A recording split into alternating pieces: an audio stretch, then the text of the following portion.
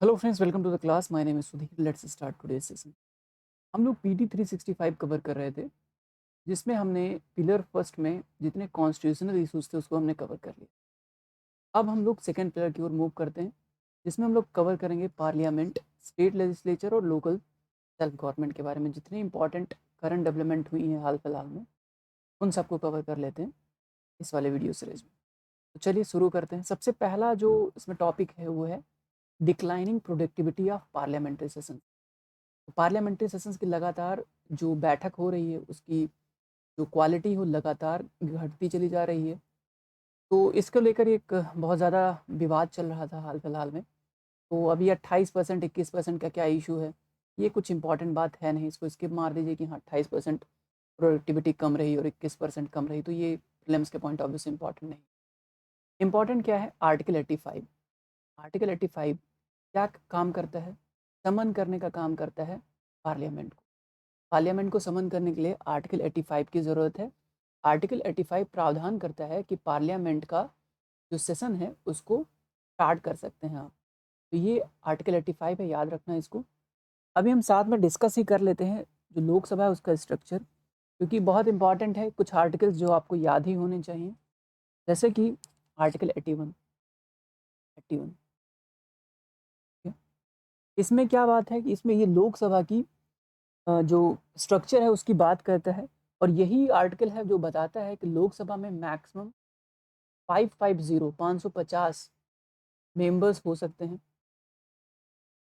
550 members होंगे, ये बात बताता है आर्टिकल 81। ओके, उसके अलावा आर्टिकल 80 जो है वो राज्यसभा की बात करता है।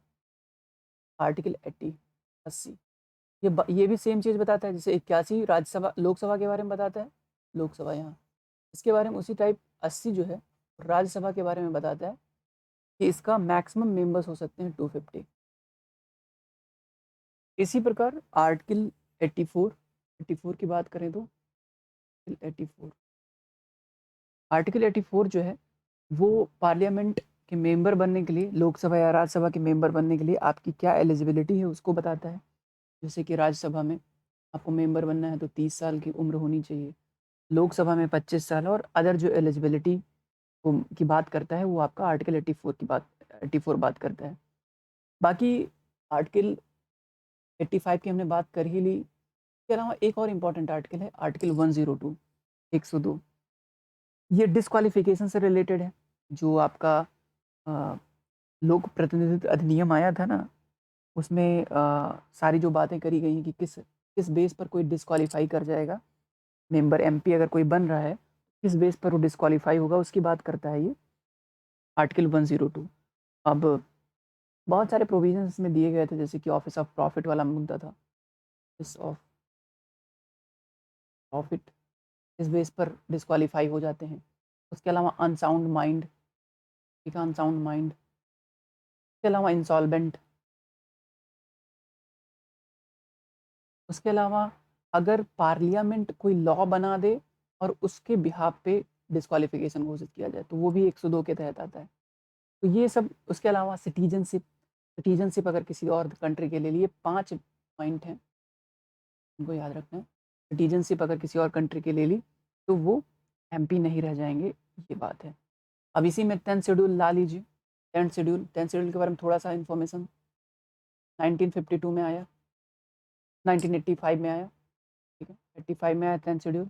52nd, ये 52 नहीं, 52nd कॉन्स्टिट्यूशन, ठीक है, 52nd कॉन्स्टिट्यूशन अमेंडमेंट के तहत लाया गया, 10th शेड्यूल जोड़ा गया और इसमें डिस्क्वालिफिकेशन के लिए दल बदल कानून लेकर आया गया, ठीक है। तो ये एक इम्पॉर्टेंट पॉइंट था। तो ये सब ओवरऑल ये जो चीज़ें लिखी नहीं है पीडीएफ में, ये सब चीज़ें आप एक बार रिवाइज करके रखिए ताकि आपको आगे आने वाली क्लासेस में दिक्कत ना हो, ठीक है। ओके, अच्छा एक चीज़ और क्वेश्चन अगर मैं पूछता हूँ कि 10th शेड्यूल के तहत अगर किसी को डिस्क्वालीफाई किया जाता है तो इसका जो लास्ट अथॉरिटी होगा वो कौन होगा? लास्ट अथॉरिटी कौन होगा 10th शेड्यूल के अंतर्गत डिस्क्वालीफाई करने के लिए? क्या इसमें कोर्ट कोई भूमिका निभाता है? तो इसका जवाब है कि कोर्ट कोई भूमिका नहीं निभाता है।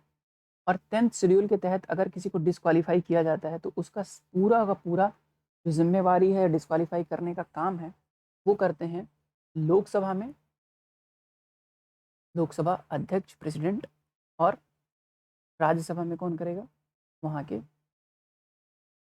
जो सभापति होंगे। ठीक है, तो ये इम्पॉर्टेंट बात है कि जो दोनों हाउस के जो अध्यक्ष हैं वही इस जो है डिस्क्वालिफिकेशन से रिलेटेड डिसीजंस लेंगे। ओके, चलो आगे बढ़ते हैं इसी वाले इसमें, क्योंकि ज़्यादा पॉइंट था नहीं तो मैंने सोचा एडिशनल कुछ पॉइंट जोड़ा जाए इसमें। अच्छा, एक बड़ी बात जो है कि जो समन किया जाता है पार्लियामेंट, वो किसके कहने पे किया जाता है, गवर्नमेंट के कहने पे किया जाता है। गवर्नमेंट को ये पावर है कि वो जो कोई भी सेशन है, विंटर हो या जो है आपका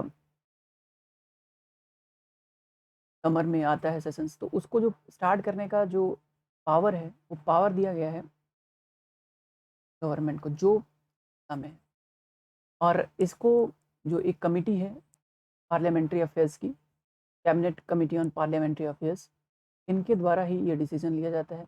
और राष्ट्रपति से पूछा जाता है पहले, यानी उनकी अनुमति पहले ज़रूरी होती है। यहाँ राष्ट्रपति कहेंगे तो पार्लियामेंट्री सेशन स्टार्ट हो जाएगा। ठीक है, तो उन्हीं के नाम से सारा पार्लियामेंट्री सेशन, जितने भी सेशंस आयोजित किए जाते हैं वो सब राष्ट्रपति के नाम से ही किए जाते हैं। ओके, एक इम्पॉर्टेंट चीज़ जो ये है कि क्या भारत में जो सेशंस हैं पार्लियामेंट्री जो समन किए जाते हैं उसका कोई कॉन्स्टिट्यूशनल बेसिस है, कितनी बारी एक साल में कितनी बारी ये समन किए जाएंगे, इसका कोई कॉन्स्टिट्यूशनल बेस है या कोई कैलेंडर है, क्या कोई पार्लियामेंट्री कैलेंडर है? तो पार्लियामेंट्री कैलेंडर नहीं है इसका कोई।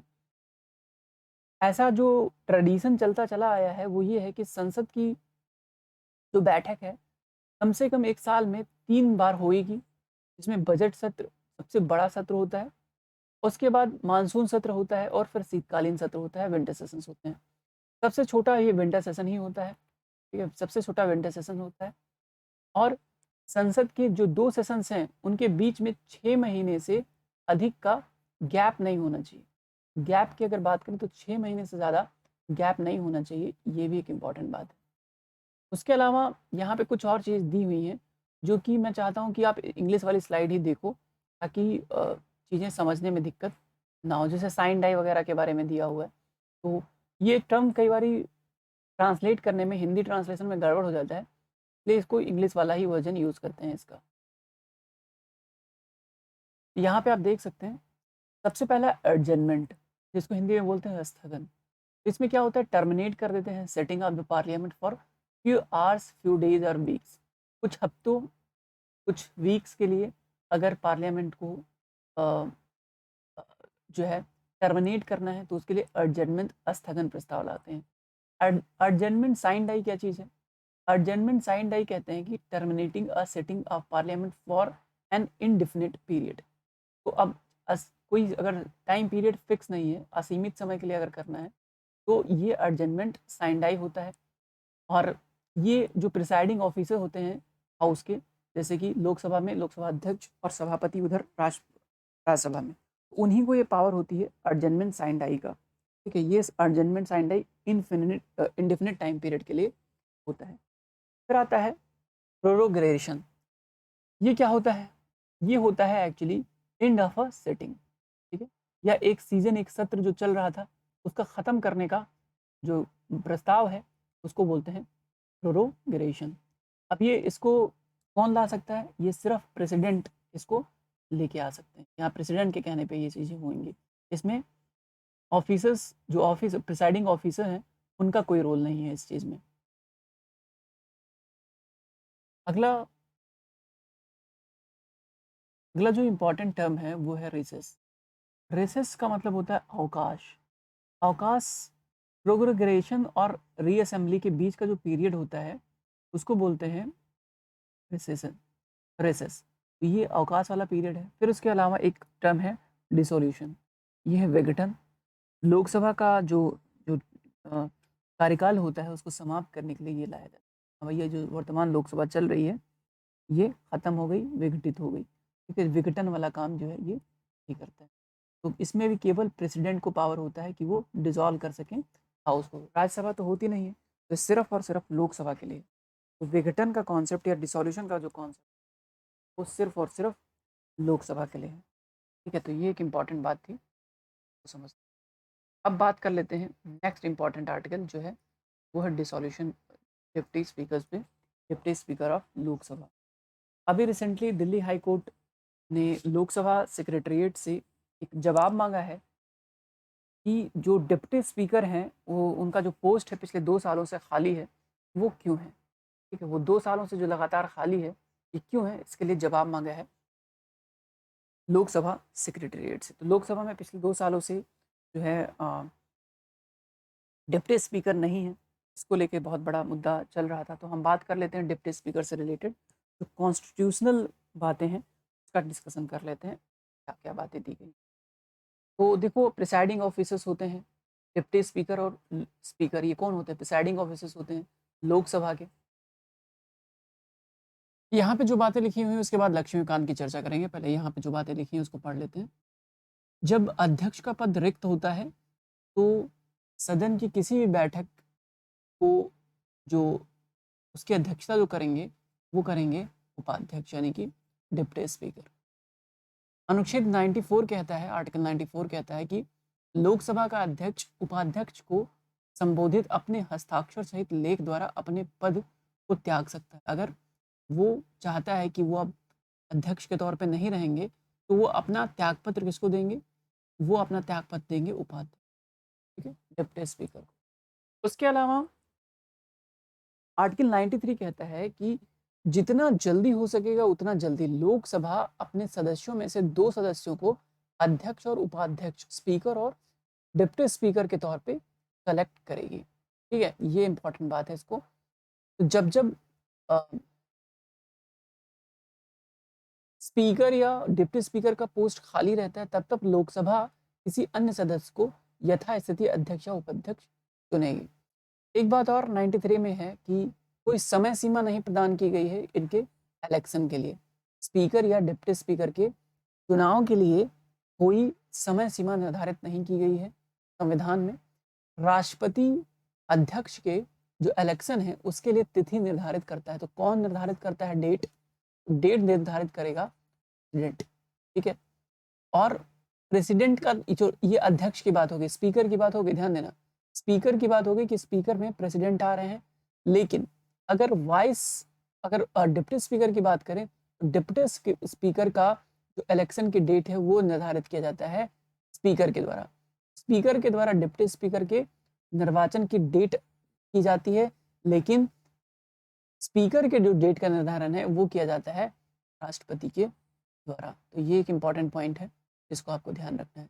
उसके अलावा कुछ एक चीज़ें लक्ष्मीकांत से हम कवर कर लेते हैं कि देखो, सबसे इम्पॉर्टेंट बात यह है कि जो डिप्टी स्पीकर होता है, ये स्पीकर का, हालांकि अपॉइंटमेंट यही करते हैं, स्पीकर ही करते हैं, लेकिन स्पीकर का कोई वो अधीनस्थ नहीं होता है, ठीक है। अधीनस्थ या प्रसाद पर्यंत नहीं होता है, उनके तहत नहीं आता है कि जब मर्जी किया तब अध्यक्ष उपाध्यक्ष को जो है हटा देंगे। नहीं नहीं, बिल्कुल नहीं। वो संसद या लोकसभा ही उपाध्यक्ष को हटा सकती है अपने प्रस्ताव के द्वारा। उपाध्यक्ष या अध्यक्ष को हटाने के लिए हमेशा जो है प्रस्ताव लाना पड़ेगा और उसके बाद ही जो है उनको हटाया जा सकता है। ऐसा नहीं है कि बिना कोई संकल्प लाए, बिना कोई रिसोल्यूशन लाए ही जो है वाइस प्रेसिडेंट को आप हटा देंगे, और उससे पहले 14 दिन पहले उनको सूचना भी देना पड़ेगा। ये हटाने की बात है, ठीक है, बहुत इंपॉर्टेंट है। ये उनके प्रसाद पर्यंत नहीं रहते हैं, ठीक। दूसरी बात ये है कि जो ये डिप्टी स्पीकर होते हैं, इनके पास एक स्पेशल राइट होता है। वो स्पेशल राइट ये है कि जब भी किसी पार्लियामेंट्री कमेटी के सदस्य बनाए जाएंगे वाइस प्रेसिडेंट, डिप्टी स्पीकर, तो वो उस पार्लियामेंट्री कमेटी के स्वाभाविक तौर पे जो है सभापति बन जाएंगे, अध्यक्ष बन जाएंगे। जब भी किसी, बहुत इंपॉर्टेंट पॉइंट है, जब भी किसी संसदीय समिति के अध्यक्ष बनाए जाएंगे डिप्टी स्पीकर, तो वो स्वाभाविक तौर पे उस कमेटी के सभापति बन जाएंगे, ठीक है। तो ये इंपॉर्टेंट पॉइंट है जो आपको ध्यान रखना है।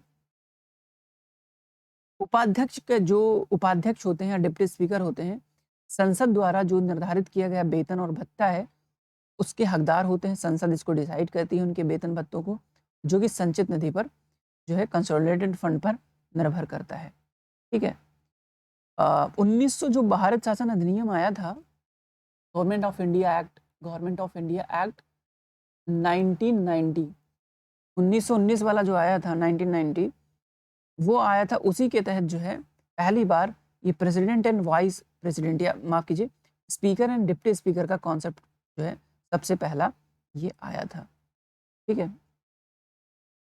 इतनी बात रही है हमारी डिप्टी स्पीकर की जो मुझे बतानी थी। आई होप कि इतनी बात क्लियर हो गई होगी। लक्ष्मीकांत से जो इम्पोर्टेंट पॉइंट था मैंने आपको बता दिया है। अब यहाँ पे कुछ और बातें लिखी हुई, जैसे लोकसभा की जो प्रोसीजर है और जो कार्य संचालन नियम है उसके बारे में कुछ दिया हुआ है,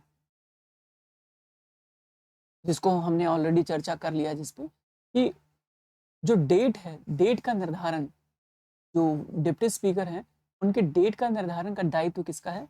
अध्यक्ष का है। ये इंपॉर्टेंट जो हमने पहले डिस्कस कर लिया, ये इसी में लिखा हुआ है, ये बात बताई गई है।